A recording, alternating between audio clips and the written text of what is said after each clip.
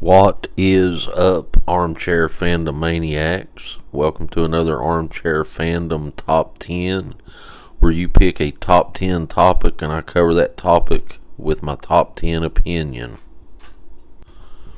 If you enjoy our content, be sure and subscribe to our channel, hit the like button, leave a comment in the comment section below, push the notification bell to be alerted of future videos, and share this video with people you know.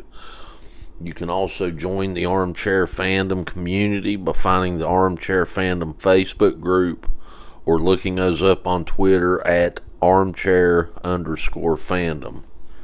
I want to send out a special thank you to Valerie Nunn for this week's top 10 list suggestion. In this episode, we will be giving a rundown of my top 10 all-time movie remakes. Then at the end of the video, we will have another short lesson where you and I learn about and discuss something concerning movies. So, without wasting any more time, let's get right into this. First off, even though these movies will unfortunately not be in my top 10 for one reason or another, I don't want to completely leave them out. So here are my honorable mentions. My 5 honorable mentions are as follows. Zack Snyder's 2004 remake of the George A. Romero classic zombie movie Dawn of the Dead. The 1978 remake of Invasion of the Body Snatchers starring Donald Sutherland. The 1983 movie Scarface starring Al Pacino and directed by Brian De Palma. The 1987 comedy 3 Men and a Baby starring Tom Selleck, Steve Guttenberg, and Ted Danson. And the 1996 comedy The Nutty Professor starring Eddie Murphy, Eddie Murphy, Eddie Murphy, Eddie Murphy, Eddie Murphy, and Eddie Murphy. Now with those out of the way, let's get straight into my top 10 remakes of all time. At number 10, we have the 2007 Rob Zombie directed remake of the classic horror flick Halloween, about a crazed mental hospital escapee that returns to the town of Haddonfield to terrorize the same town where he killed his stepfather and older sister 2 decades prior. At number 9 is the 2006 Martin Scorsese film The Departed, starring Leonardo DiCaprio, Matt Damon, Jack Nicholson, and Mark Wahlberg, involving a cop infiltrating a criminal organization while a member of that same organization infiltrates the police department, each trying to discover who the mole is in each organization.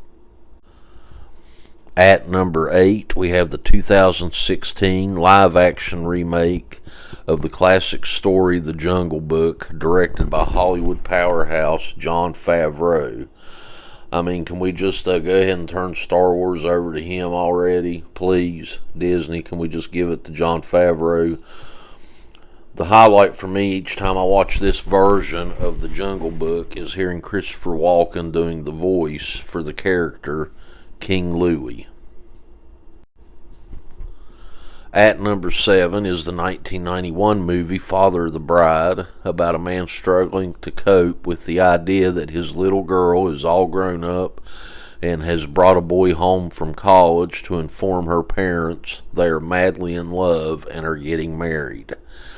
Father of the Bride stars Steve Martin and has a hilarious appearance by Martin Short as the flamboyant wedding planner Frank Egelhofer, who insists that everything Steve Martin's character puts in this wedding is the most expensive. Coming in at number 6, we have Scent of a Woman from 1992, starring Al Pacino and Chris O'Donnell, about a retired United States Army lieutenant colonel who happens to be blind and grumpy, befriending a young college-age kid. Making the first spot in our top 5 is I Am Legend from 2007, starring Will Smith, a German shepherd named Samantha, and a bunch of infected zombie/vampires who can only come outside at night. Smith stars as Dr. Robert Neville, a scientist that hunts these creatures at night so he can do research on them to find a cure for the plague that has made him the last man alive. Coming in at number 4 is the 1986 remake The Fly, starring Jeff Goldblum and Gina Davis and directed by David Cronenberg.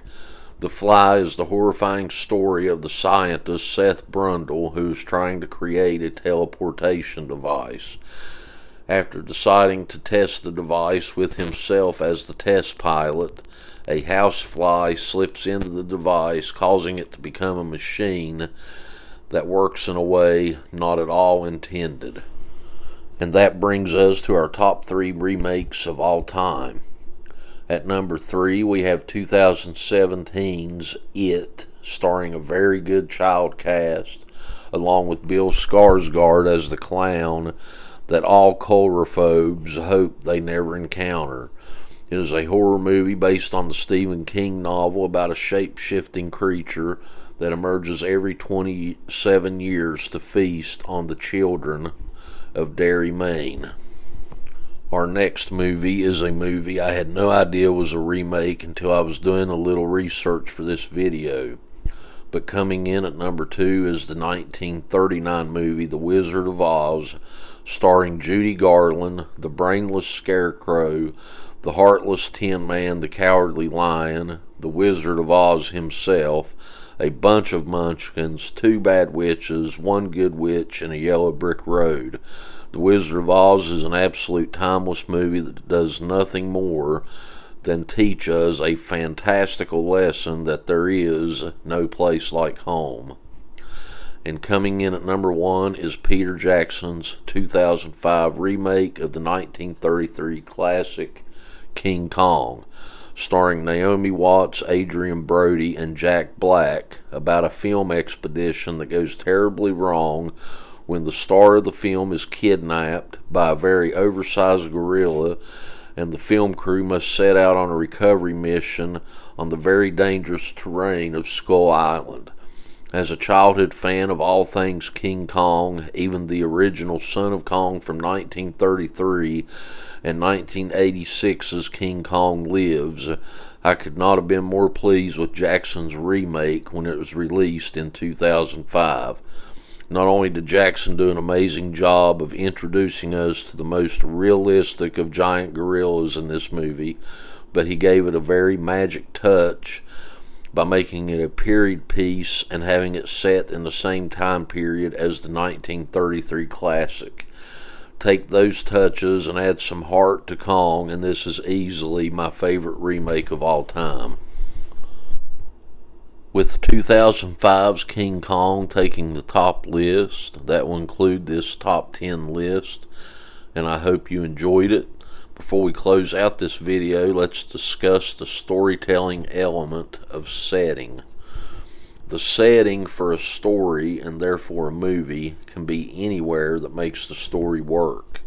What story is trying to be told? The story you're trying to tell will determine the setting for your story. Are you trying to tell the story of an evil nurse that mistreats her mental patients?